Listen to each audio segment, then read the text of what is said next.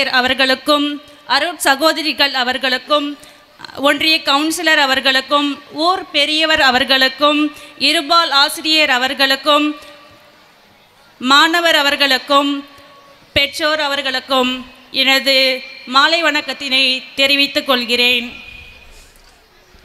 First of all என்னை parents சார்பாக பேச வாய்ப்பளித்த தாளாளர் மற்றும் முதல்வர் அவர்களுக்கு என்னுடைய நன்றியை தெரிவித்துக் கொள்கிறேன்.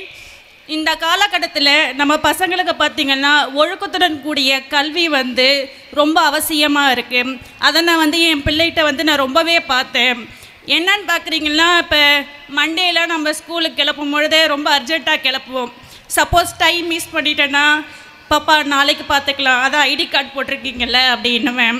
அதுக்கு அவங்க சொல்லுவாங்க, நோமா ஃபாதர் ஃபுல் யூனிஃபார்மில் வர சொல்லியிருக்காங்க அப்படின்னு சொல்லி டை கட்டிட்டு தான் ஐடி கார்டு போட்டுட்டு தான் ஸ்கூலுக்கு போவாங்க. அதுக்கப்புறம் பார்த்திங்கன்னா இந்த கோட்டேலி ஹாஃபேலி இந்த லீவ்லாம் வரும்பொழுது அந்த காலகட்டத்திலாம் நமக்கு ஹோம்ஒர்க் மட்டும் கொடுப்பாங்க, இதை படிச்சுட்டு வாங்க, இதை எழுதிட்டு வாங்க அப்படின்னு. ஆனால் இவங்க கொடுத்துருக்க அந்த ஸ்லிப்பை பார்த்திங்கன்னா, ஃபஸ்ட்டு பசங்க 6 மணிக்கு எழுந்திருக்கணும், அடுத்தது கோவிலுக்கு போகணும், அடுத்தது பெரியவர்களுக்கு அப்பா அம்மாவுக்கு சின்ன சின்ன ஹெல்ப் பண்ணணும், அதுக்கப்புறம் படிக்கணும். ஃபஸ்ட்டு ஒழுக்கம், அதுக்கப்புறம் கல்வி. ஒரு மாணவன் ஒழுக்கமாக இருந்தால் அவனுக்கு கல்வின்றது ஆட்டோமேட்டிக்காக வரும். அதை என்னோட பொண்ணுகிட்ட நான் பார்த்துட்ருக்கேன். அடுத்தது பார்த்திங்கன்னா கல்வி. இப்போ பார்த்திங்கன்னா அப்போல்லாம் பார்த்திங்கன்னா ஆனுவல் டேயில் மட்டும்தான் ஃபஸ்ட்டு செகண்ட் தேர்ட் கொடுப்பாங்க. ஆனால் இப்போ பார்த்திங்கன்னா மந்த்லி டெஸ்ட், குவார்ட்டர்லி, ஹாஃப்லி அப்படின்ற எல்லா எக்ஸாமுக்கும் அந்த ரேங்க் ஹோல்டருக்கு ப்ரைஸ் கொடுத்துட்டு ஃபாதர் சொல்லுவார், கீழே கை தட்டுற பசங்களை பார்த்து, அடுத்து நீங்கள் இங்கே நிற்கணும் அப்படின்னு சொல்லுவார். அடுத்த வாட்டி பார்த்தா கீழே இருக்க பையன் ஒருத்தவன் மேலே நிற்பான் ப்ரைஸ் வாங்கிறதுக்கு. அதை பார்க்கும்பொழுது ரொம்ப பெருமையாக இருக்குது. அடுத்து பார்த்திங்கன்னா எக்ஸ்ட்ரா கரிக்குலர் ஆக்டிவிட்டீஸ். இப்போ நம்மளை எத்தனை பேருக்கு தெரியும் தெரியல தியாகிகள் தினம்னா என்னன்னு. ஆனால் இப்போ இருக்க அந்த சின்ன பசங்கக்கிட்ட கேட்டால் சொல்லுவாங்க, காந்தி ஜெயந்தி இறந்த நாளை தான் தியாகிகள் தினமாக கொண்டாடுறோம் அப்படின்னு சொல்லுவாங்க. அது மோஸ்ட் இன்ஸ்பிரேஷன். அதை என் பொண்ணுக்கிட்ட நான் பார்த்தேன். அடுத்து பார்த்திங்கன்னா ஓட்டர்ஸ் டே, அதாவது தேசிய வாக்காளர் தினம். அப்போ பசங்களுக்கு அந்த விழிப்புணர்வு கொடுத்தாங்க பாருங்கள். ஈவினிங் வந்த உடனே என் ஓட்டு இலவசம் அப்படின்ற கோடை எழுதி வீட்டு முன்னாடி ஒட்டி ஃபோட்டோ அனுப்புங்கன்னாங்க.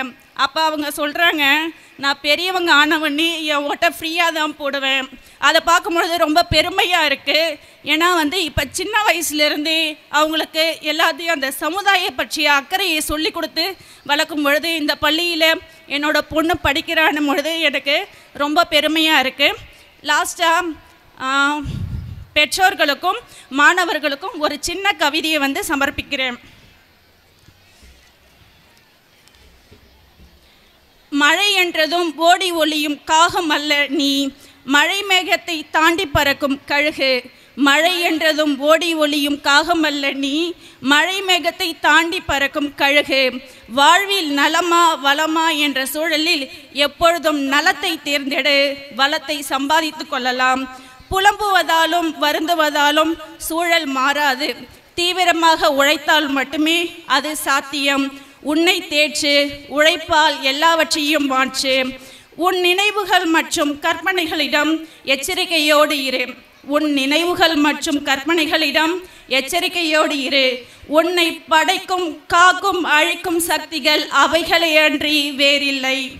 இழப்புகளும் ஏமாற்றங்களும் வாழ்வின் யதார்த்தங்களே, வேறு யாருக்கோ அல்ல. உனக்கே தெரியும் உன் மனதின் எண்ணங்கள் என்னவென்று. உனக்கு வேண்டியதை மட்டும் என்று, உனக்கு வேண்டியதை மட்டும் எண்ணு.